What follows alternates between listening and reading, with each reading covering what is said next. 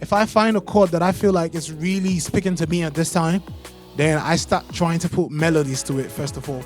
So my theory is I always put melodies first.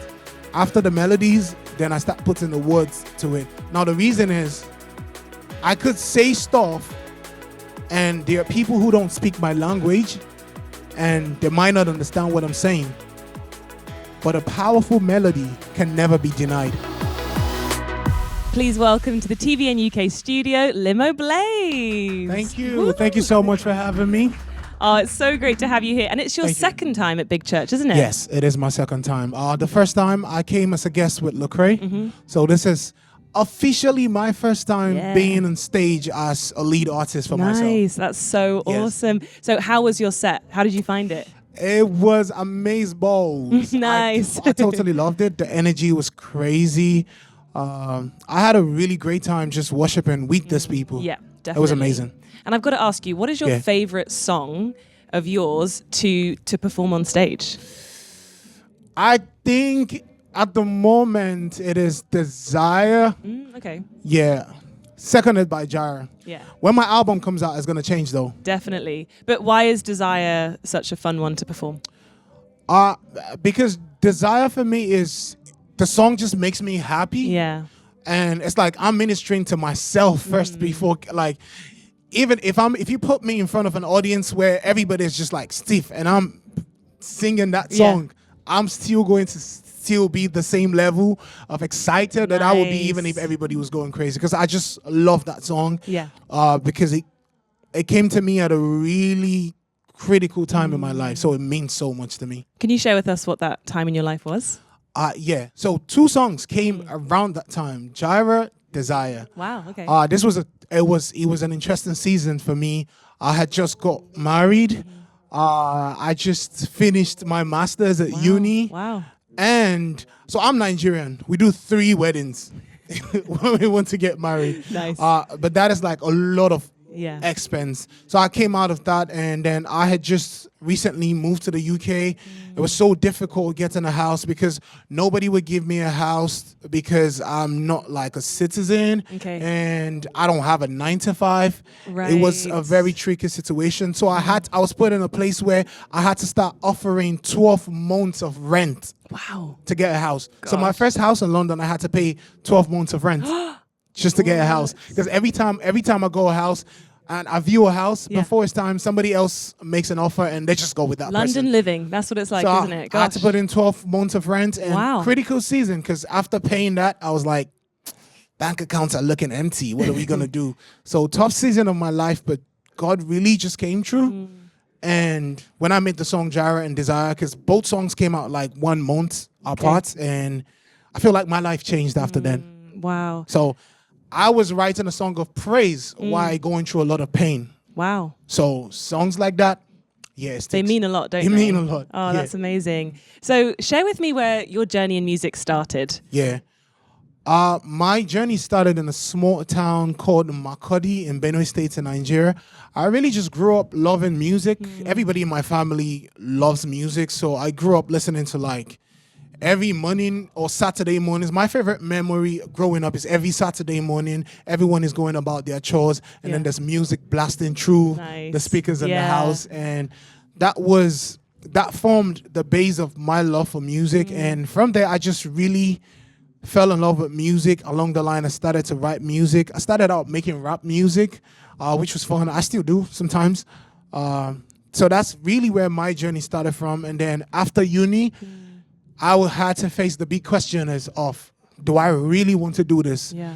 Because when you're in uni, you don't life isn't lifing yet. When you're still in uni, it's like it could most likely just be a hobby because you're just having fun. But when uni's done, life begins to life, and you have family asking you the questions: what are you gonna do with your life? You are an A+ student. Are you gonna go get a job? What are you gonna do? That's been my journey from that point, and I'm here today, and I think I still have a long way to go, but I'm grateful for where I am today. Yeah, definitely. And how would you describe your music? My music is energetic, exciting, filled with so much love. And when I say love, is the gospel, because the base of the gospel is love. And there is no love that is purer than that of the love that Jesus had for myself and for you and for everyone. So if you listen to my music, I think you will feel the positive energy, the happy energy, and just the reaffirmation of God's love for you and I as a people and as his children. Yeah, that's so good. Yeah. And you were talking about the past year. There was so much going on with getting married, moving to the UK. Yeah. What does life look like now for you? Because you've got some exciting things coming up with your new album coming out and everything. So has this year calmed down at all, or is it just ramping up even more? I think it's been getting busier Okay. with every passing year. And I just came off a US tour. Nice. Where I did a North American tour. I just did 19 shows. Wow. We're in May, and I've done like 27 events already, so that looks really busy. Yeah. But I'm grateful for it. We used to pray for times like this. Yes. It can be a little overwhelming sometimes, but I am grateful. Yeah. And I think by the grace of God, it's going to get better and better. Yeah. And then I've got my album coming out in Yes. 2 months, July, Young and Chosen. So tell us about where this album came from. Yeah. What was the journey with writing it and putting it out? So this album for me is beyond just the music, because for me the album it's supposed to be an anthem for a movement. The album is called Young and Chosen. I want every person who listens to this to be able to resonate with the fact that you are young. Yeah. I don't care how old you are. You are young, Yeah. because we're all children of God. Exactly. But the most important thing is that you are chosen. Every one of us, there is a higher calling on every one of our lives. And I want people to listen to this and either be reminded of that fact if you already know it, or be alerted to the fact that there is more to your life than your 9 to 5 or than the day-to-day stuff that you do. God has a higher calling Yeah. for That's you. so good, because I think we can so easily just get lost in yes. the day-to-day struggle Yeah. of what we have to do in front of us, but sometimes forget those truths of that what yeah. God is speaking over us. Yeah. So how do you practice that in your everyday life? How do you constantly remind yourself that you are a child of God, you are chosen? I am really grateful that I have really solid people around me. First of all, my wife. Shout out to my wife. Waking up every day in our household is filled with love, and a big part of what connects us is our belief in Jesus. So I'm reminded of that every morning we wake up, every morning we say hi to each other, we pray. I'm reminded of that every morning. And then I learned this recently from KB while we were on tour together. He said he makes sure to remind himself on a daily basis what Jesus did on the cross. I know it sounds real simple, but it's as easy as waking up every morning and saying, oh yes, Jesus, you came to earth, you lived a sinless life, and you died for my sin. So it's confessing the gospel every day to yourself. It sounds simple, but it really does make a world of difference. Yeah, that is so good. And can you give us maybe another little exclusive, okay? What is one track on your new album that you just cannot wait for people to hear? Oh, okay. One song on the album. I have the song with Joel Bands. Nice. I don't know if you know who that is. Great. But my really good brother and friend. It's called Holy. I don't know how to explain that song. We should look out for it. Look out for it. Okay, listen to it a few times over. Yes. Put it on repeat. Nice. Yes. And what does your songwriting process look like? Like how do you kind of get into a room and then leave that room having a song?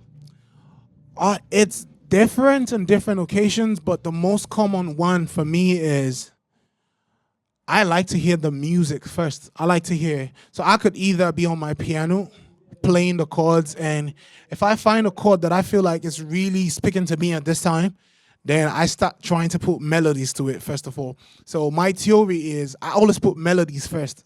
After the melodies, then I start putting the words to it. Now the reason is I could say stuff and there are people who don't speak my language and they might not understand what I'm saying. But a powerful melody can never be denied. That's so good. So I always make sure I find the strongest melodies first of all, then I put the words to it. The word, it's gonna be the word. I know I am very well knowledgeable in the scriptures, so I know what I'm trying to say. So I feel like that part is the easiest part sometimes. but the melodies for me comes first. Wow, that is so interesting. And what length of time is that? Is it one day that you put a song together, or are you sitting on it for weeks or months? I think it's different for every song. I've definitely written so many songs in less than 30 minutes. Wow. But there are some songs that have been in the making for like 3 years. Wow. Some songs 2 years. It just depends. It depends on the song, and some songs I would want to treat them with like a little more care. Yeah. I could start writing them today, and I could feel like there's still so much I want to say, Yeah. and I don't have the words now. But my lived experiences in the next couple of months or a year could help me get there. Yeah, so definitely. I've put out songs that were 2 years in the making. I put out a song with Naomi Rain, Yeah. and that song was cooking for 2 years. Wow, that's Yeah. so interesting. Well, we appreciate the time that you put into Oh, those thank songs, because we then get to enjoy listening to them Thank you. at places like Big Church Festival. But I would you. love to know, what for you is what do you want people to take away from your music? So when people listen to your songs, what is it Yeah. you want them to feel and experience? The recurring theme in my music for most of my songs is the love of God. And for me, that is the most important message that I want to pass to anybody listening, because at the end of the day, perfect love casts out all fears. So if you don't know who you are, if you don't know what God has called you to, if you don't know what your standing with God is, if I'm able to remind you of the perfect love of Jesus, it would be able to cast out any fear that is lingering in your heart. So for me, that is the most important message, because that message changed my life, and I wanted to change the lives of everybody who listens. Yeah, that is so good. And is there one story that really stands out for you that maybe a fan has shared with you about what your music has done for them? Oh yeah, just recently on tour in the US. I can't remember what city it was, but crazy thing is, we finished the show, and for that day we had decided that we were not gonna go out to take pictures because we had done like back-to-back shows and we were so exhausted.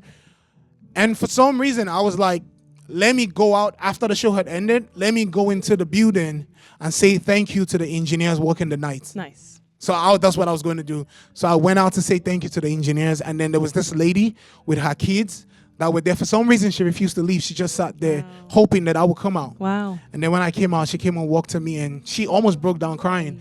And she said she has had an abusive marriage for quite a long time, and my music was the one thing that God used to help her go through it to where she is currently. Yeah.